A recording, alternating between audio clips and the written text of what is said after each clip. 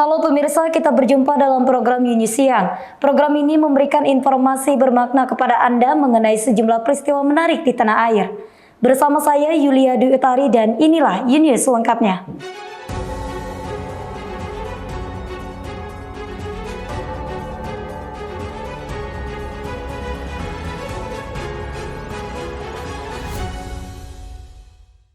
Tim SAR gabungan akhirnya menemukan kedua nelayan yang tenggelam di perairan Pulau Basing dengan kondisi sudah tidak bernyawa.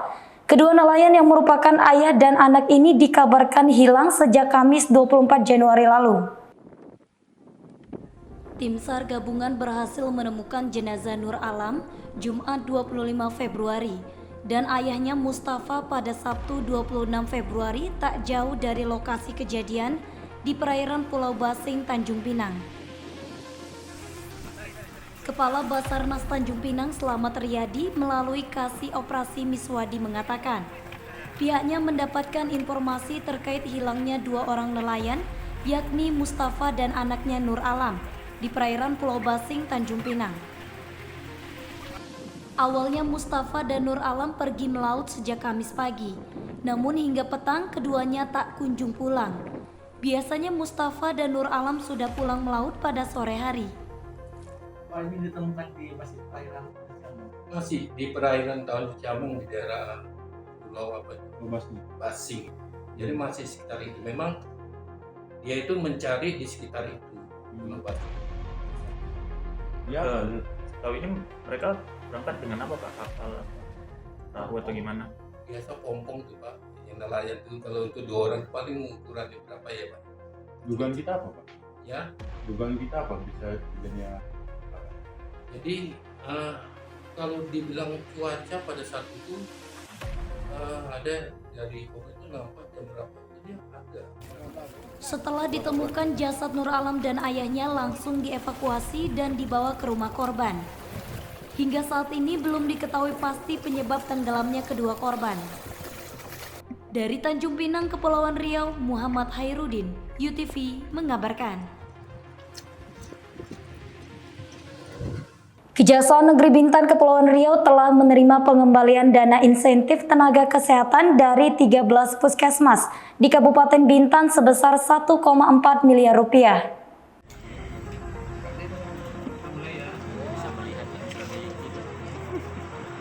13 puskesmas di Kabupaten Bintan telah mengembalikan sisa uang kelebihan pembayaran insentif nakes dengan total sebesar 1.439.514.100 rupiah dalam penanganan COVID-19 yakni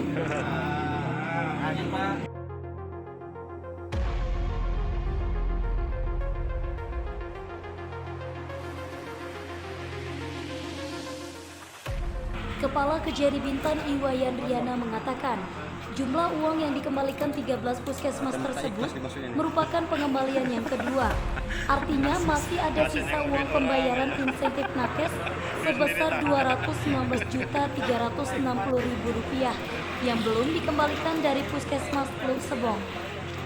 14 puskesmas kami menghimbau secepatnya dikembalikan. Memang ini mereka yang itikat baik. Belum kami lakukan pemeriksaan, mereka datang beramai-ramai mengembalikan, jadi kami juga memberikan kesempatan lah. Tapi paling tidak kami mengimbau secepatnya untuk kembalikan. Pendidikan ini sebenarnya belum perhitungan Pak ya. Ini penghitungan ini hanya untuk mengetahui jumlah kelebihan. Tapi ini bukan kita kategorikan kerugian negara berdasarkan pasal 2 atau pasal 3. Jadi ini prosesnya nanti karena kami belum melakukan pendidikan ke sana, kami selanjutnya minta petunjuk lagi ke pimpinan karena ini sudah pengembalian total seluruhnya ya. Dari Bintan Kepulauan Riau, Andri Dwi Sasmito, UTV mengabarkan.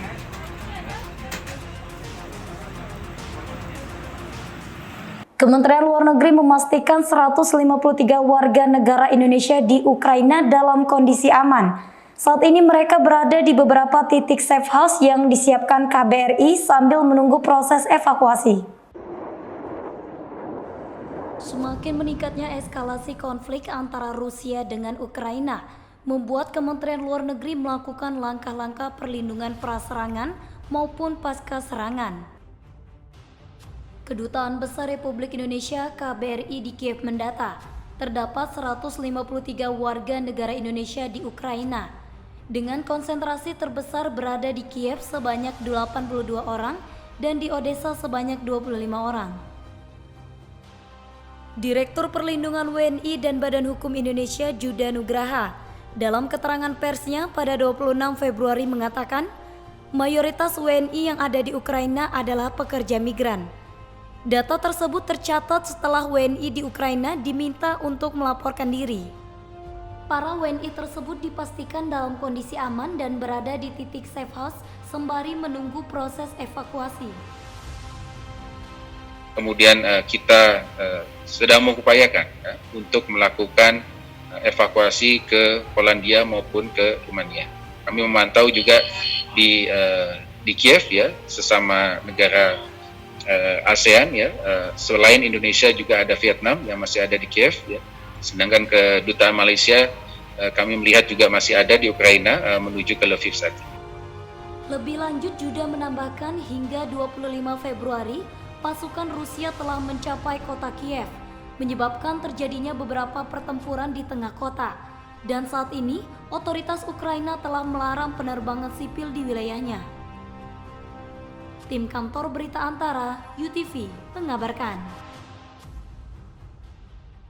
Direktorat Lalu Lintas Polda Kepri masih menunggu instruksi dari Mabes dan Korlantas Polri terkait kartu BPJS Kesehatan yang menjadi syarat untuk pembuatan surat izin mengemudi.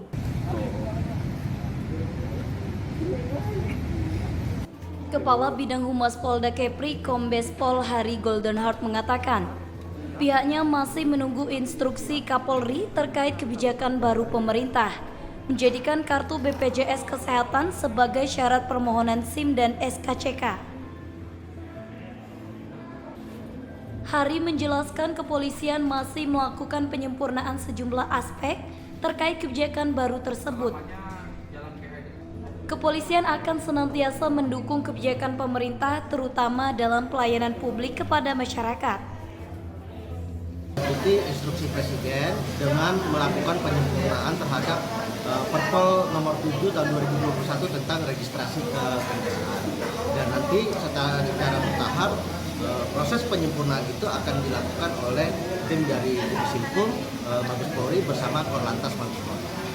Sementara itu, salah satu warga yang ingin membuat SIM mengatakan tidak setuju dengan kebijakan baru pemerintah jika kartu BPJS Kesehatan menjadi salah satu syarat dalam permohonan SIM.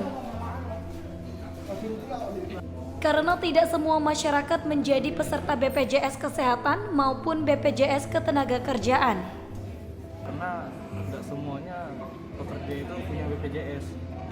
Kalau yang kerjanya serabutan gitu yang nggak pakai BPJS kan jadi merasa kesulitan. Gitu, Bang. Terus sarannya seperti apa untuk? Sarannya ya nggak usah pakai BPJS lah. Selama ini udah ringan tuh. Udah ringan ya. Adam berharap kebijakan tersebut dapat ditinjau ulang lantaran memberatkan masyarakat untuk mengajukan pembuatan dokumen pelayanan publik. Dari Batam, Kepulauan Riau, Panca Nugraha, UTV mengabarkan. Pemerintah Kota Batam menyambut antusias kedatangan wisatawan asal Singapura ke Kota Batam yang akan berlibur ke Nongsa Sensation.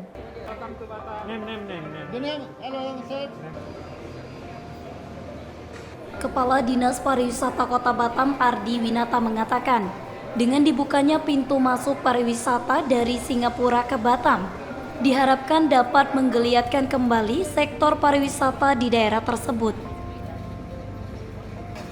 Ardi menjelaskan wisatawan dari Singapura telah lama menantikan dibukanya pintu pariwisata kedua negara. Walaupun kuota Wisma masih dibatasi 350 orang per pekan. Ardi menambahkan skema travel bubble menjadi perhatian khusus pemerintah agar wisatawan dari Singapura dapat menikmati liburannya di Batam. Batam kembali dikunjungi. Jumlahnya memang 28, tapi ini adalah starting point. Jadi kuota yang diberikan 350 saya optimis ya itu akan terpenuhi karena insya Allah tanggal 25 kayaknya ada booking lagi 70 itu ya.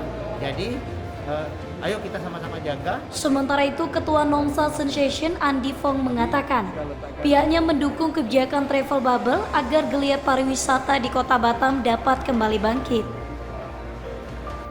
Pihaknya juga bekerja sama dengan pengelola kapal feri dalam penyediaan pelayaran dari Singapura menuju Batam. Dan sebaliknya untuk membawa wisatawan berlibur ke Nongsa Sensation. Jadi setiap minggu kita akan berlayar hari Kamis, Jumaat, Sabtu, Minggu. 4 hari seminggu kita akan berlayar ke Singapura dan balik ke Nongsa Pura. Itu kota dari kita? Dari Singapura. Ya, jadi kita letakkan dulu, kita jalan 4 pelayaran per minggu. Kita coba dulu, kita jalan dengan skala sederhana. Harap berjalan baik dan ini akan dievaluasi terus. Jadi harap ini bisa lancar ya.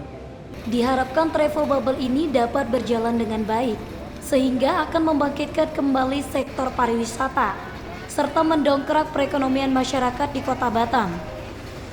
Dari Batam, Kepulauan Riau, Panca Nugraha, UTV mengabarkan.